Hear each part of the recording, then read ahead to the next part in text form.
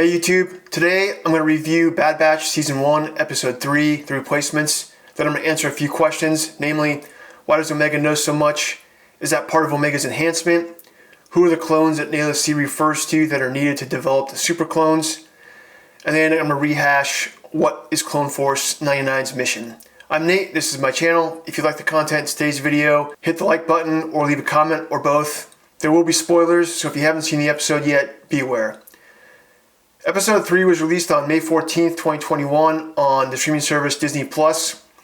In this episode, the Bad Batch crash lands on a moon when the power capacitor for their hyperdrive fails. An Order Moon Dragon steals the capacitor, and then the team sets out to retrieve it. Meanwhile, Crosshair is given a new team of recruits to lead, and Tarkin tests him and his new team to see where their loyalty lies. As before, D. Bradley Baker voices all the clones, and Michelle Ang voices Omega. Episode 3 is directed by Nathaniel Villanueva, who also directed Episode 1. Villanueva is a storyboard artist who's been with Lucasfilm for a while. He directed 4 episodes of Clone Wars Season 7, and then now he's got 2 episodes with Bad Batch. Episode 3 is written by Matt Michnovitz, who used to be a staff writer for the TV series 24. He's got 30 writing credits with them. He also wrote 11 Clone Wars episodes and 11 Rebels episodes, and he wrote the script for the video game Star Wars Jedi Fallen Order. So he's got quite a bit of background in the genre, and also in the genre of thriller, and then he's also got several credits within the Star Wars franchise.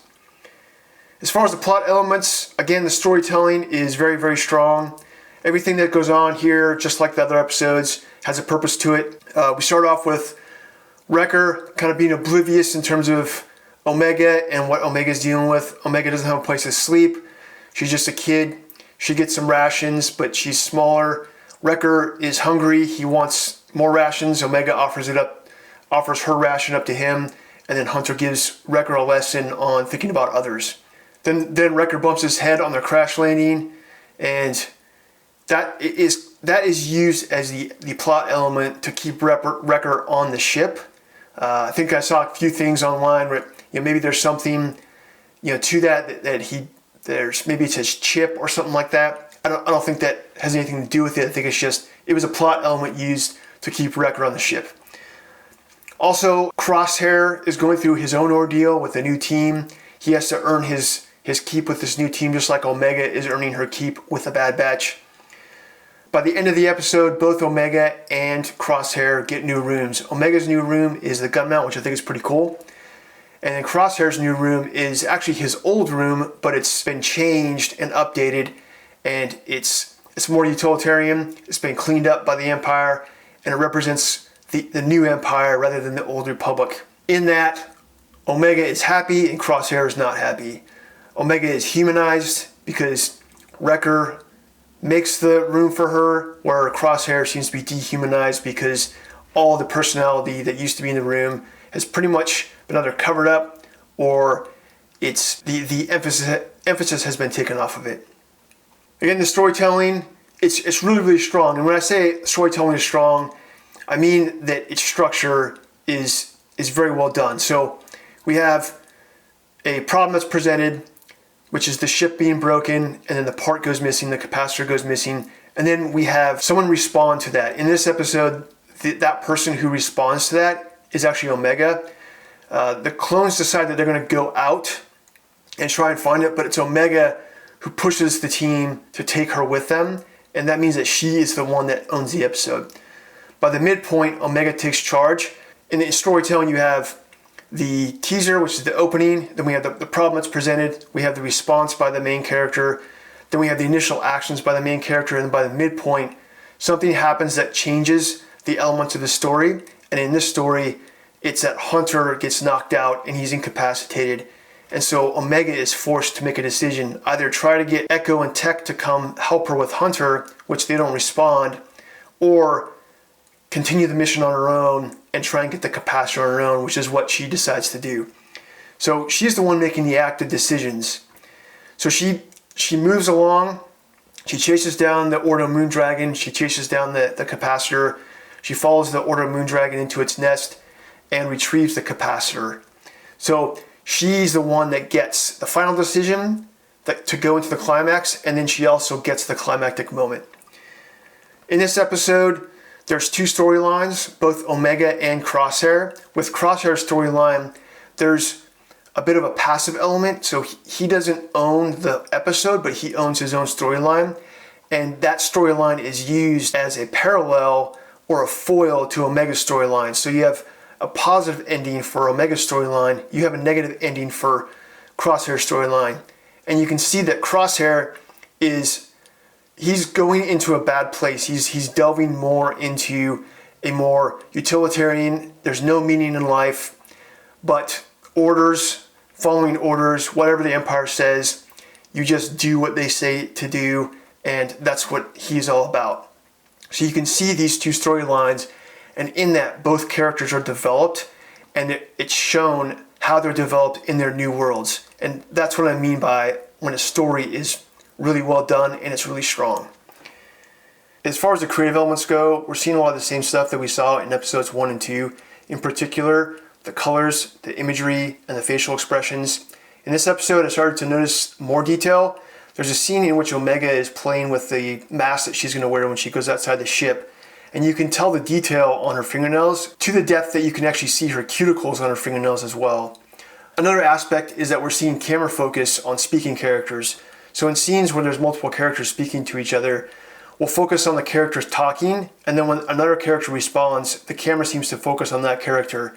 That's an element that we normally only see in live action. We don't see it in animation. So you can tell that they're really spending a lot of money on developing the detail of the series.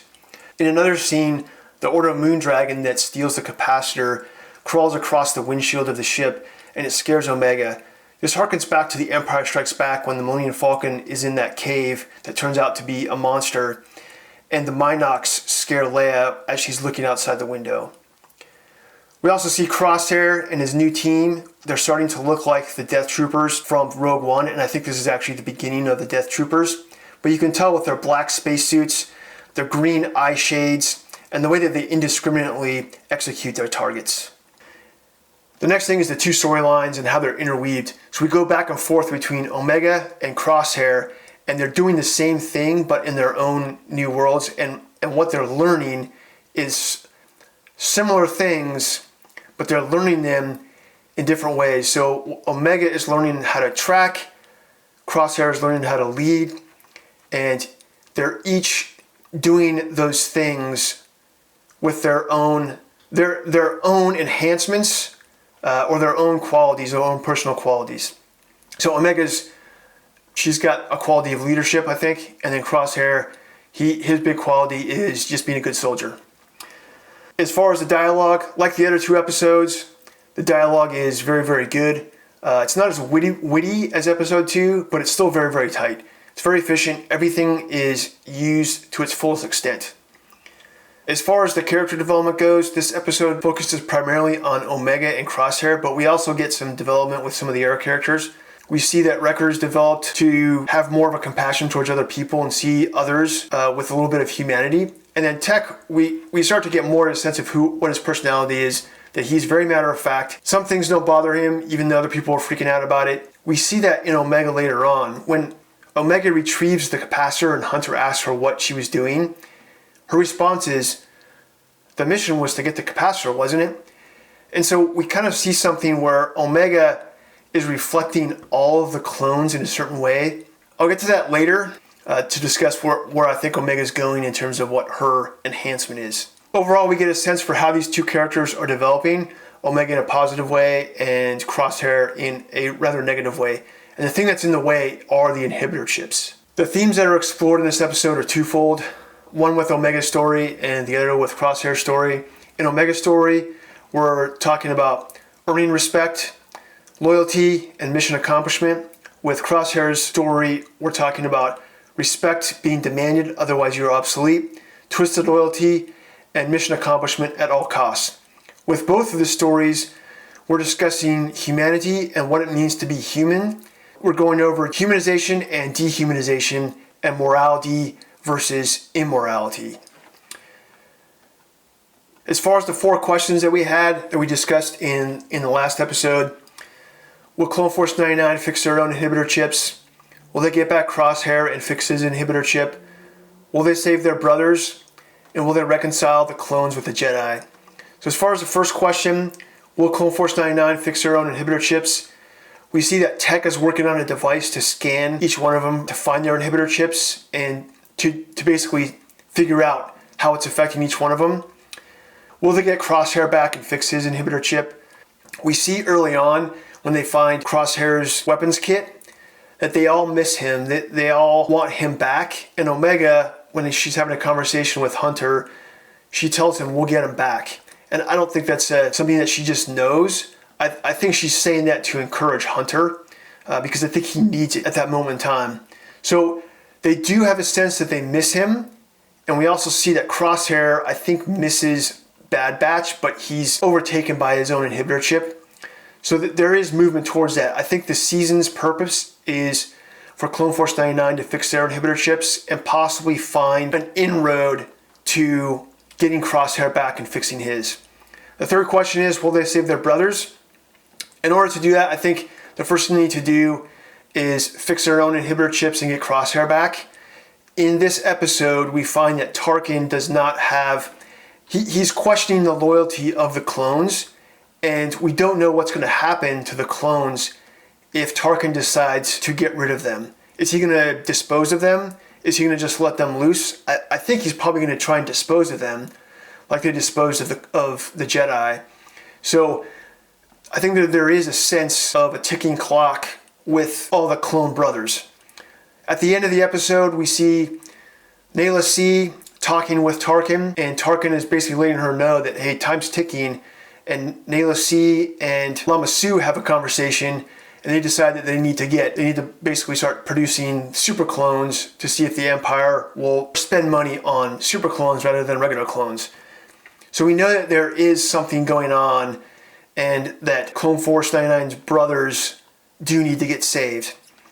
Will they reconcile the clones with the Jedi? There was nothing in this episode that discussed that, but as I talked about in the last episode, there are themes that allude to this problem, that the clones do need to reconcile that relationship with the Jedi. Some of the things that I think about this episode, first of all, the episode, it is not as good as 1 and 2, but it's still very good. The episode and the series in general seems to know what universe it's in. There's sometimes installments that don't get that.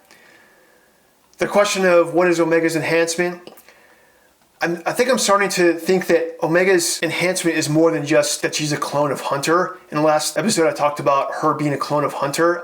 I still think that's true, but I think that Omega's enhancement is that she has been developed with all of Bad Batch clones' enhancements. So we see in the first episode that she was able to shoot at Crosshair and hit his rifle out of his hands, and she didn't know where that came from, because I think she has an enhancement similar to Crosshair's. She's also got a few technical things that are coming out, but not too many yet. But I do sense that when she talked to Hunter and she's, about retrieving the capacitor, and it was very matter of fact, I think she's got an element of tech in her. And then with Wrecker, she connected with Wrecker on a few different levels. But I think the main thing that shows us that she might have a bit of Wrecker in her is in the first episode when they had the food fight in the galley. She's the first one that threw food at the regular clones.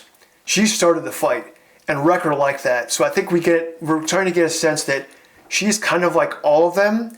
I think she's most like Hunter, and I'm still going with that she's a clone of Hunter. But I think that some of her enhancements deal with, she has all of their enhancements, but she doesn't know how to use them yet.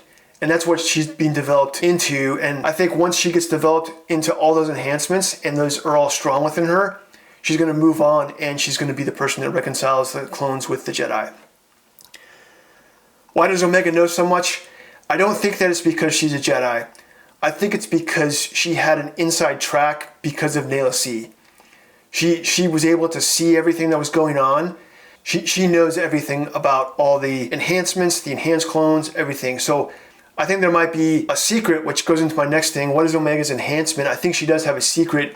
And I think that secret might be that she's the last of the enhancement clones. But I don't think that she is enhanced clone number 5. I think she might be I think there might be something between Crosshair. So I think we found out that Crosshair's number is 9904.